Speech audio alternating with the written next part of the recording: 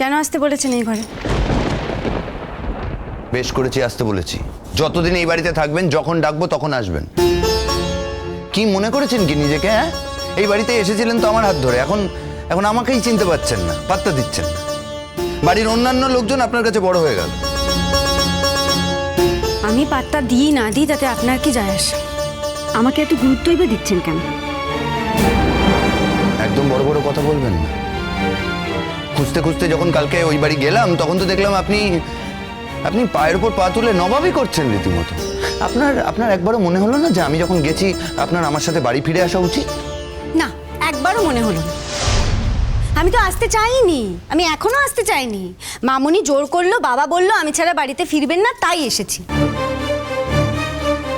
হ্যাঁ, সে তো খুব ভালো করে বুঝেছি যে আসল জায়গায় হাত করে ফেলেছেন। আমি কাউকে হাত করিনি সমুদ্রবাবু, বরং আপনি সবার সামনে অনেকগুলো খারাপ খারাপ কথা রিজুদাকে নিয়ে আমাকে বলেছেন। আমাকে বলতেন আমি মানতাম। আপনি বাবাকে, আপনি মামনিকে, এমনকি ওই ওই ডাক্তারবাবু যার বাড়িতে আমরা ছিলাম, সামনেও আপনি আমাকে ছোট করলেন। ও আচ্ছা, ওই ডাক্তারবাবুর সামনে আপনাকে ছোট করেছি বলে আপনি মরমে মরে যাচ্ছেন। হ্যাঁ, আমি জানি উনি একজন ব্যাচেলার, নামযশও আছে ডাক্তার হিসেবে, আবার নাকি কি সব এনজিও টেনজিও আছে। তো আপনার কি নিজেকে খুব ছোট মনে হয়েছে ওনার সামনে? আমি আপনাকে ওরকম কথা বলেছি বলে? কেন বলুন তো? মানে আপনি কি এবার ওনাকেও ফাঁসাতে চাইছেন? মানে চেয়েছিলেন? হঠাৎ করে আপনি ওনার বাড়িতে রাতে থেকে পড়লেন। একটু খোঁজ নিয়ে দেখুন তো, কোনো আপনার বয়সী মহিলা নিজের স্বামীর ঘর ছেড়ে অন্য একটা জায়গায় রাতে থেকে যায়? দাঁড়ান দাঁড়ান দাঁড়ান সমুদ্রবাবু, আপনি আপনি আপনি এক্ষুনি কি বললেন? মানে আপনি কি কোনোভাবে বলতে চাইছেন যে আপনার বাড়িটা আমার বাড়ি? মানে আপনি কি এও বলতে চাইছেন যে আপনি আমার নিজের স্বামী?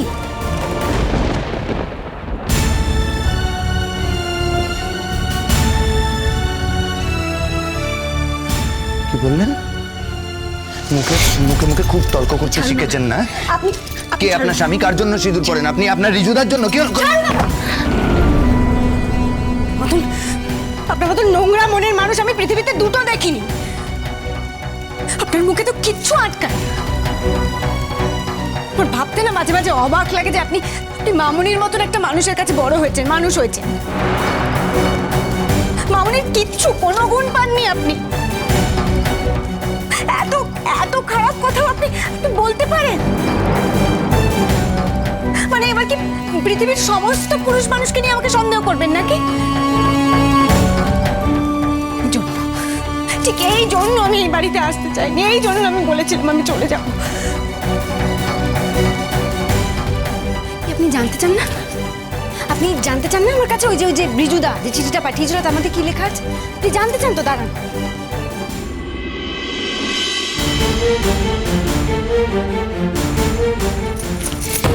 না জানলে তো আপনার আবার পেটের ভাত হজম হবে না, তাই না? আমি পড়ে শোনাচ্ছি, শুনুন শুনুন, আপনি শুনুন কি লেখা আছে। স্নেহের কাকন, বহুদিন হলো তোমাদের কোনো খবরাখবর পাইনি। আমার মা একবার তোমাকে দেখতে চায়। মায়ের চোখের দৃষ্টি দিনে দিনে ক্ষীণ হয়ে আসছে। মার পক্ষে এখন চিঠি লেখা সম্ভব নয়, তাই বাধ্য হয়ে আমাকে মায়ের ইচ্ছেটা জানাতে হলো। মায়ের খুব ইচ্ছে আমার বিয়েতে মা তোমাকে আমন্ত্রণ জানাক। আগামী 14 তারিখ আমার বিয়ে ঠিক হয়েছে। মেয়ে কলকাতার। তোমার বাড়ির ঠিকানায় বিয়ের কার্ড পাঠাবো। তুমি যদি তোমার স্বামীকে নিয়ে আসো তাহলে মা খুব খুশি হবে, আমারও ভালো লাগবে। এখানে এসে বৌদির সঙ্গে তোমার আলাপ করিয়ে দেবো। আমরা এখন কলকাতাতেই থাকবো। আমার শুভেচ্ছা রইল, ইতি রিজুদা। কি শুনে নিলেন তো? শুনে নিলেন আমার চরিত্রটা কতটা খারাপ? যান এবার, যান মাইক্রোফোন নিয়ে পাড়ায় পাড়ায় বলে আসুন। না, আপনি তো আমার সম্মান নষ্ট করেছেন, তাই না? আমার শ্বশুরের সামনে, আমার শাশুড়ির সামনে আমাকে কলঙ্কিনী বলেছেন। তো আপনি তো সবাইকে গিয়ে জনে জনে বলতে পারবেন না যে আপনি যেটা ভেবেছেন, আপনি যেটা বলেছেন সেটা আপাতমস্তক ভুল, মিথ্যে, আপনার মনের বিকার।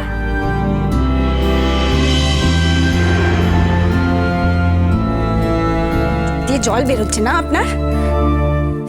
চোখের জলের নাটক না আমাকে দেখাতে আসবেন না। অনেক হয়েছে, আমি আপনার এই চোখের জলে আর ভুলবো না। আপনি আমার সাথে যা যা করেছেন, আমি যদি সব লোকজনদের বলি না, লোকজন আমাকে খারাপ বলবে। আপনি যে মেয়েটাকে কাছে নিয়ে শুতে চান, তার পরদিন সকালবেলা উঠে তাকেই অস্বীকার করেন। সাথে আমার কোনো সম্পর্ক নেই, আর কোনো সম্পর্ক তো কোনোদিন ছিলও না, থাকবে কি? আর আপনাকে আমি বলে দিচ্ছি, আপনি এরপর থেকে আমার সাথে একদম কথা বলতে আসবেন না। অবশ্য কথা বলবেনই বা কি? আপনার তো সময় নিয়ে আসছে, আপনি তো কথা বলার সময়ও পাবেন না বোধহয়। এরপর থেকে আপনার সাথে আমার কোনো কথা নেই। আমাদের ঘর আলাদা এবং বিছানাও আলাদা। যদি এটা মানতে আপনার অসুবিধে হয়, যদি নাটক মনে হয়, তাহলে কিন্তু আমি বাড়ি ছেড়ে চলে যাব। আর বাবাকে কিভাবে মানাবেন সেটা আপনার দায়িত্ব। দরকার হলে বাবাকে বলবেন আপনি আমার সাথে কি কি করেছেন সেগুলো বলবেন। আপনি একটা আপাতমস্তক একটা ফ্রড লোক, একটা চিট, একটা প্রতারক আপনি। কঙ্কাবতী একদম ডাকবেন না আমায়। আর আপনি ডাকলেই আমাকে আসতে হবে নাকি বারবার? আজ থেকে আপনি জেনে রাখবেন যে আপনি ডাকলে আমি আর আসবো না। এতদিন আমায় অন্যভাবে দেখেছেন, আর আজ থেকে অন্যভাবে দেখবেন। অ্যান্টিসেপটিক আর তুলোটা একটু চাই, মাথায় খুব লেগেছে আমার।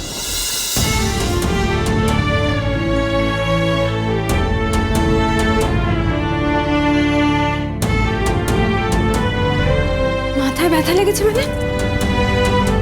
কোথায় লেগেছে? কখন লেগেছে? কই দেখি আমাদের।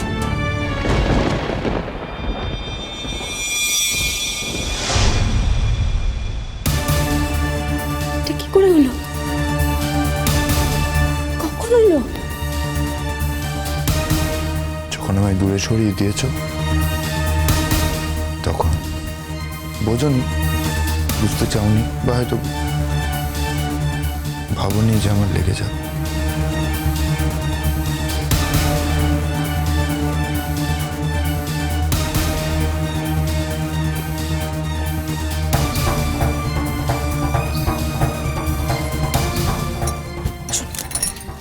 তা কি থাকবে?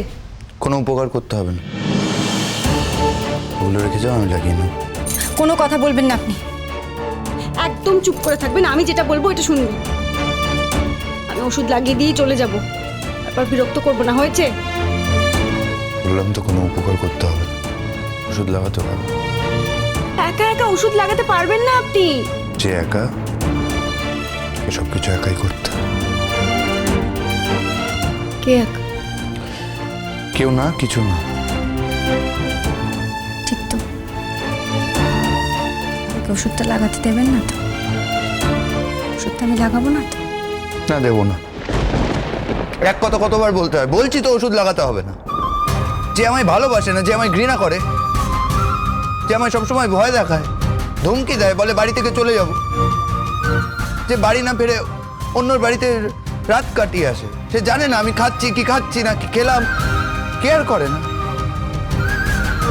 যে আমার মুহূর্তের খারাপটা ধরে নেয় এবং আমায় জাজ করে সেই ভিত্তিতে, বলে যে আমি ফ্রড, আমি চরিত্রহীন, তার কাছে আমার কোনো হেল্প দরকার নেই, ওষুধ লাগাতে হবে না। আমাকে ছুঁয়ে বলো না দেবজিৎ,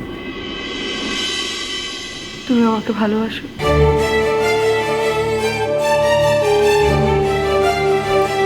আমি তোমাকে ছুঁয়ে বলতে পারি যে আমি তোমাকে ভালোবাসি, তবে আমি রাধারানীকেও ভালোবাসি। ব্যাস, আমাদের দুজনের মধ্যে আমি কোনো তৃতীয় ব্যক্তির নাম শুনতে চাই না। কিন্তু